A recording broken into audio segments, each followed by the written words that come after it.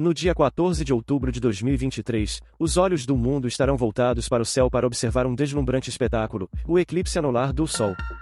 Este fenômeno astronômico ocorre quando a Lua passa entre a Terra e o Sol, cobrindo a maior parte do disco solar e deixando apenas um anel de fogo brilhante ao redor da borda.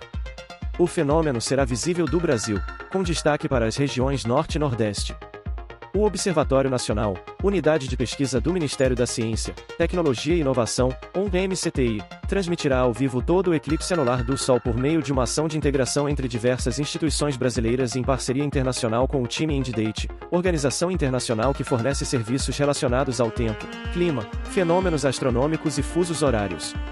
Através da parceria com o Time Indate, o ON vai transmitir as imagens dos observatórios internacionais do eclipse anular enquanto o fenômeno estiver acontecendo na costa oeste dos Estados Unidos, América Central e depois Colômbia.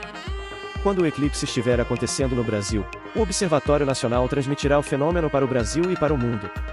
Para isso, os parceiros nacionais do ON estarão em diversos locais da faixa de anularidade captando imagens em tempo real. Essa faixa de anularidade passa pelos estados Amazonas, Pará, Maranhão, Piauí, Ceará, Tocantins, Paraíba, Pernambuco e Rio Grande do Norte.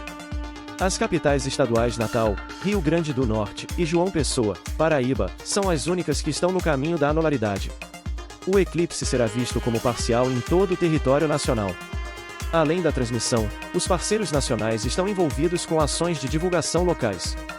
A anularidade, onde o Sol forma um anel de fogo ao redor da Lua, será visível nos Estados Unidos, México, Belize, Guatemala, Honduras, Nicarágua, Costa Rica, Panamá, Colômbia e Brasil. Em outras partes das Américas, do Alasca à Argentina, um eclipse parcial será visível. O eclipse começará na parte da manhã do dia 14 de outubro e será primeiro observado na costa oeste dos Estados Unidos, no amanhecer, ou seja, o Sol estará ainda abaixo do horizonte. Com o passar das horas, o eclipse começa a ser visto nos outros países do continente americano, já mais alto no horizonte. O eclipse será visto por último no Brasil, durante o pôr do Sol. Assim, algumas regiões não poderão ver o eclipse até o final, pois este momento pode ocorrer quando o Sol já tiver se posto. Tanto no eclipse total quanto no anular a Lua passa entre a Terra e o Sol, bloqueando toda ou a maior parte da luz do Sol em uma parte da superfície da Terra. A sombra mais escura, onde toda a luz solar é bloqueada, é chamada umbra. Em torno da umbra se define a sombra mais clara, a penumbra, onde a luz solar é parcialmente bloqueada e o eclipse é visto como parcial. Esse tipo de eclipse ocorre quando a Lua está em seu apogeu, o ponto mais distante de sua órbita da Terra, fazendo com que pareça menor do que o Sol no céu.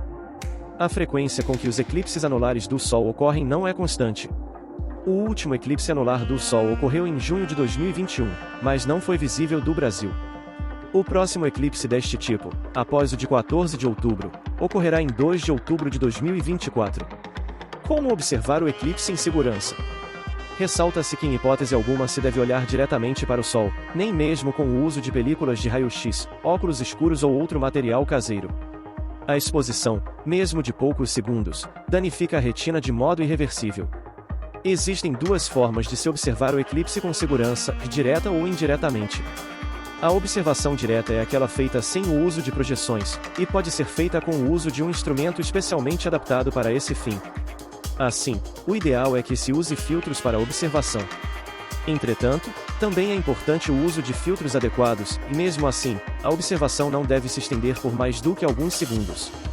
A melhor opção é o filtro de soldador número 14 ou maior, ISO 12312-2. É ainda mais importante ressaltar que observar o Sol com algum instrumento óptico como binóculo ou telescópio só é permitido sob orientação de astrônomos experientes e que saberão os filtros corretos a serem utilizados. Portanto, não utilize nenhum instrumento para observação que não tenha sido preparado por profissionais. Já a observação indireta é aquela feita através de uma projeção, sem o auxílio de qualquer instrumento óptico.